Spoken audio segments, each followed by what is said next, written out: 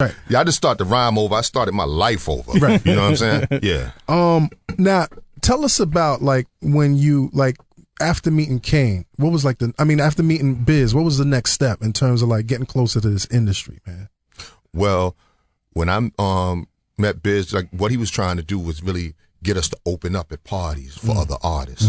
So on some local shit or you remember Mike and Dave? Yeah. Okay, well we were doing a lot of their events. Okay. You know, they would have Dougie Fresh sometimes, and Doug had out the show at the time. You know, which was a devastating record at the time. Yeah, amazing. And it was the type of thing where, you know, we would open up in a lot of these Mike and Dave events. And they were all great, except for the very first time when we opened up for Doug. Because see, the thing was, Biz understood the you know, the crowd and how to work it. I didn't know that. You know, I knew how to battle dudes, but I didn't have that entertainer frame of mind. So you just grabbed the mic and spit and just posture. Biz always told me to say these rhymes. Right. Like, yo, remember the story about it? Yo, do that one tonight. Yo, so do that one tonight. But they were all funny rhymes about girls. Right. You know, all that, you know, because, you know, from once Kaz did Yvette, you know, I think every rapper had some sort of funny rhymes about girls. Right. But this is 85 when Slick Rick is hot with Lottie Dottie. Right. And now we about to open up. It's basically the same thing, you know. I don't want to look like no biter, Right. so I didn't want to do that. Right. And I told Biz I wouldn't do it. And that night I did some of my battle stuff, and I'm on stage, you know, spitting hard. And I mean, cats in the audience is, you know, they're like, yo, I'm about to go get a drink, man. What you want? Like, I mean, yeah, I was probably like that close to getting booed, man. You know. So from that point, I just listened to what Biz said, you know. That's amazing. So Biz really had this innate sense of like showmanship. Absolutely. And you learned a lot in terms of like incorporating that into your style? Well, I think with me, when it started, it was like when I had Just Rhyming with Biz out, and Dougie Fresh came to one of my shows, and you know, Doug, he went and sat stood right in the front and watched the whole show. Then afterwards, you know, he was like, you know, telling me how dope it was, and yo, why you didn't, you know, you should have. Then he was like, wait, how did you feel with Doug telling you this though, man? I mean, I was, you know, because I've seen Doug perform and how amazing he was. Right. So I'm sitting there wide open, my eyes wide open, taking notes. Like, okay, right. Yeah, I'll do that next time. Right. And then he, you know, told me to, you know, come back to the crib with him. So we went back to his crib, and he pulled out these. Back then, I think it might have been Betamax. He was watching. Yeah. The world has changed, my dude. You dig? Yeah. But he showed me like Earth, Wind and Fire, Michael Jackson, Pink Floyd, and he was showing me concert joints. Yeah, concerts. Stadium where he got ideas for his stage show from. Like, see how he did that? Now when I do it on stage, like he showed me how he feel. I'm like, So that next day, I went to the video store and bought a Marvin Gaye, Barry White, and a James Brown, you know, live concerts. And I started really studying them, figuring out the things that I wanted. You know, I knew that my style was a little different. Right. But I started, you know, trying to incorporate what elements I think would work good for me on stage. Where did you get the inspiration to have Scoob and Scrap? James Brown, him and the Flames. Once I saw him do that move and Bobby Bird pull him up by his hair, gotcha. Yeah. Now, were you always a nice dancer though? Like, you know what I'm saying? Because you killed it on stage. No, no, I ain't want to sit in front. Nah, it took some time. Yeah, took some work. Scoob and Scrap were the dancers. Yeah, no question. But I'm trying to explain to Combat how even back then, yo, thugs, hard body cats would dance. Everybody danced. Like they put their gun Yeah. aside. They put their gun aside and they would dance. No, they would dance with their gun. They would dance with the biscuit. Internets, I'm bugging out because now I want to go back to Latin Quarter and how deep y'all used to come up in this spot. Oh man, we used to be there all the time. You know, I mean, that's actually where I met Scoob at. I think probably like in like 85, maybe. You know, that's, you know, when we was everybody's still just trying to get on. You know, Scoob and Scrap, IOU dancers, yeah. Well, I don't think Scrap was with IOU, but Scoob and Mike. Yeah, Mike. But Lays. Lays. With MOP. Right. Because, you know, he was my first dancer before Scrap. Okay. It was Scoob and Lays. Okay. But yeah, I mean, you know, it's like we, you know, to hang in there. I mean, you know, the Quarters was crazy. Right. Crazy. I mean, I mean, you were in there like that? In there. He was in Okay. there. In there and made sure that when Ultramagnetic's Funky came on, He was out. that nobody came over and pointed at me like this one. Yeah. Nah. Well, you know, the three main records to get stuck up to was Brooklyn's in the House, from Cutmaster DC, Cutmaster DC. Ghost Stetzer, and Top Billin'. And Top Bill. Now I feel like Ultramagnetic Funky when that piano. That was like the next level. when that was the piano next level. started. Nah, that drum roll on Ghost Stetzer, I don't know what it did. Oh, yeah, to Brooklyn dudes, man. yeah, But I yeah. mean, that was Yeah. the Tuck Your Chain song. Yeah. That was the Tuck Your Chain. Did you ever get anthem caught out for there, real. man? Did they ever catch you out there? Well, I was with my man Shy and Right. all them. You know, so I was with the dudes that was, you know, You was with the doing it. wolves. Right. I was with the dudes Yeah. that was doing it. Yeah. You know. Yo, tell us about the first time you met Marley Marl, man. Well, that's really not the story. Right. The third time I met Marley Marl is the real story. Okay. You know, because I'd been to his house twice with Biz when he was working on stuff Okay. for his album.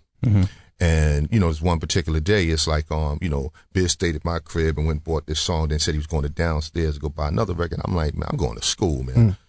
And after school, I bounced and went to Queens to meet Biz there when he was getting ready to record Nobody Beats the Biz. And, you know, Marley talking to me with the chain on the door. Marley wasn't fucking with you. Nah, he had the chain on the door Right. talking to me with it cracked like that. Like, yo, Biz ain't here. Right. I'm like, well, I was supposed to, you know, Biz ain't here, money. And I'm like, I just took the train all the way from Brooklyn because he's supposed to be. 2-hour ride. He's That's like, a yo, Biz ain't here, money. I mean, I don't know what to tell you. Right. I'm like, all right, no doubt. And I'm like, hey, well, just give him this, man. These are rhymes he's supposed to do today. And he like, yo, you writing Biz shit? I'm like, you know, like, I mean, I did that one. He's like, and then, yeah, he said, did you do Make the Music? I was like, nah, I didn't do Make the Music. Then he was like, they opened the door. He was like, yo, how this go? And I was like, you know, spit a little bit of the Nobody Beats the Biz. He was like, yo, come on in. You know, and then, you know, he said, you know, like, yo, yeah, you rhyme too. And he asked me to spit something, and I spit a verse, and he was like, yeah, you want to record something?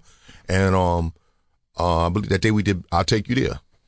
Yeah. That's your first record with Marley Marl. Yeah, I believe that was the first joint we did. Yeah. That's crazy, man. Now, initially, you started off rhyming. You wasn't writing. You started off as a rapper. No, honestly, I first started off writing for my cousin, a girl named Nicole. She called herself Nikki B. Okay. I was writing for her, and I was trying to DJ. That was what you saw yourself doing. Yeah, this is like, I don't know, maybe like 80. Okay. Dig it. And somebody, you know, broke in my grandmother's cribs and stole my turntables. So that was that. You know. Where your grandmother live, man?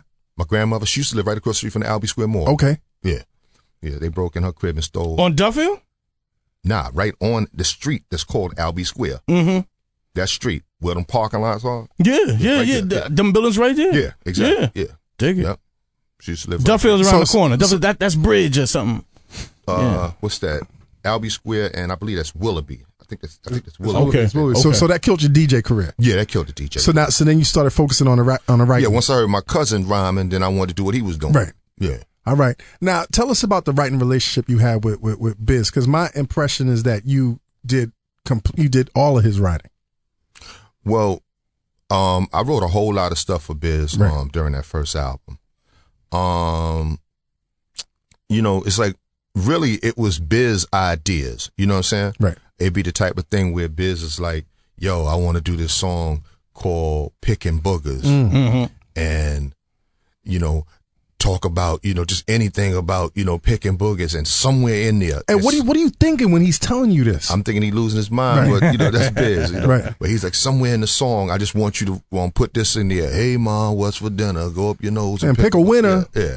You know, even like when Nobody Beats the Biz, he would come like, you're like, yo, but the style got to be like, zucka, zucka, zucka, zucka, zucka, zucka, zia. Zucka, zucka. You know, he's just mumbling some stuff. Biz is like a conceptualist, but he needs somebody to help refine that. I mean, I don't really think Biz really needs someone to help. I think Biz just be lazy and don't want to write himself, because Biz can write. Biz can write. So basically, it was more of a collaborative effort, like him giving you his ideas and Exactly. you helping And then him I'd spell write it the out. rhymes, Okay. yeah. All right. So after you record this record with Marley, now what's the relationship like with Marley Marl? Well, to be honest with you, things got funky, but it really wasn't funky with Marley. You know, Right. because Marley wasn't the one that had lied to me. Okay, now, see what I'm now, what happened? Okay, I thought you were gonna tell us Marley sicked G-Rap on you. Yeah. So what happened, man? Take us there. We need that on video. Oh. Nah, what it was like, you know, like songs that, you know, I was producing. I didn't get producer credit. You know, I'm like 19 years old, Right. so I don't really know. And I'm being told, nah, you know, with the Warner Brothers deal, we only got it because they look at Marley as the super producer. Who's telling and you this? Magic. Who's telling you this? This was like the dude that owned the label. Okay. You know, and you know, like he's explained, like this is like if it doesn't say produced by Marley Marl, they may lose the deal. Right. And I believe, nah, you're gonna get your credit. Right. And you know, my dumb ass at 19 believe that. And you're actually producing the records. Yeah. Okay. You know, like basically what was going on was Marley was really like basically the engineer. Of course. Because he's the one that, you know, recording everything and, you know, putting the samples together. So what records are you producing? On Long Live the Kane, everything except for I'll Take You There and The Day You're Mine. So you produced 9. And I'm sorry, and Set It Off. Right. 45 King actually did. Right. So you produced the majority of your own album. Yeah. That's crazy, man. Yeah. And here I was about to say that, you know, I think that Marley doesn't get mentioned when a lot because people don't put him in the category of him being one of the greatest. But he is though. Right. I mean, you know, like stuff like Young, Gifted, and Black Right. on the second. No, Marley did a lot of dope, incredible stuff. Right. Don't get me wrong. I'm not saying that Marley is not a good. Marley is a great producer. Right.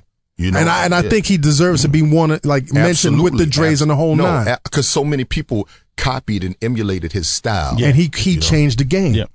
But you wasn't getting your producer credits. That's Nah. crazy. Yeah. So when did it hit you that you was getting jerked, man? Yeah, like probably right after that album came out, you know. Yeah. Now I read somewhere that initially Warner Brothers wasn't fucking with you. Like they wasn't trying to sign you. Yeah, the deal was for what they wanted Shan and Shantae and were willing to take Biz. And that was it. They didn't Right. want me, they didn't want G-Rap. So Was the Juice Crew in existence at the time or Yeah. what? Okay. yeah. I mean, we all were together. Right. But they didn't want me and G. And what happened was Fly Ty, you know, the owner label, he just put out Raw on another label, Right. Prism Records. Prism, yeah. Yeah. You know, he put it out and it started bubbling. Did he just put it out just to make some money or Well, he thought it was a dope record it when was he a first dope heard record, dude? Because, you know, when we first did it, you know, Marley didn't like the record. You know, because he was mad at the Mama Feel Good. You know, he was like, yo, man, you trying to sound like some Public Enemy stuff, man. We the Juice Crew, man. They want to sound like us. Right. Like, he didn't want that in there. So he didn't really like the record. You produced Raw. Yeah. Yo, Kane, hold up, internets. Kane produced Raw. Right. Do we want to? We got my man Riggs Morales in the background. Do we want to talk about that? Was that a demo that the joint where you and G-Rap trade verses? Well, that was the reason. That's what that whole thing with me and G is what sparked the symphony. What happened was I had G with me that day in the studio when I did Raw. You know, and after we finished the song, me and Marley just brought the track back up, and me and G just spit a rhyme over it. How many rhymes do you like? You had at that time in your life, you had endless rhymes. Yeah, You had. because all I did was write You every always day. You know, yeah. So, we're jumping all over the place, but your history, forces that. Ben, I mean, you better play all that shit. Before we just go talked to about. break, man, give how did the Juice Crew get together? How did y'all form, man? I couldn't tell you that. I mean, because they were together, way before I came into the picture. Who was in the Juice Crew at the time? You had Shan, Shantae, Marley, of course, Mr. Magic, Right. G-Rap, G-Rap, Polo and G-Rap, Right. And Tragedy. Right. A little kid at the time. Yeah. Was Craig G in it? Craig G might have been there Okay. at that time too. So they pulled so basically Biz pulled you to the crew, or he introduced you to the crew? I'll tell you exactly what happened, man. Right. I mean, how long we got? We got Yeah, as listen, long as listen. how long you got? Long live the Kane. Nah, I'm gonna tell you exactly what happened. Biz was bringing me to the shows, and he was just waiting for the right moment. And then one day he did Union Square, and he just called me out on stage. You know, he just called me out on stage, and I got up there and rocked with him. And MC Shan was there, and Shan was hot. You know? Shan was the top dog at the time when you came to the. Yeah, you know, he had the bridge out. The bridge was, you know, on fire. And he was hot with Biz, you know, about bringing me out. Like, yo, how you just gonna? He ain't down with the crew. He ain't, you know, that type of thing. He wasn't fucking with you initially. Who Shan? Shan. I mean, real talk. I mean, you know, back then, you know, because that's why I never got into that whole Shan and KRS beef. Right. You know, because you know, Shan didn't even call me by my name. Shan used to refer to me as the new nigga. You know, we got shows that, I just drive, man, because I know you bringing a new nigga. I ain't he was trying to pledge you, man. He was trying to pledge you. You know, and this is the type of thing where I can't even really react because, you know, if I do something, then, you know, I might mess around and not get a deal. So I just got to eat that. Right. You know, so it's like, all right. Combat, Kane saying that means we got to go to break because we got a lot of shit to talk. We got to talk about the Symphony video shoot.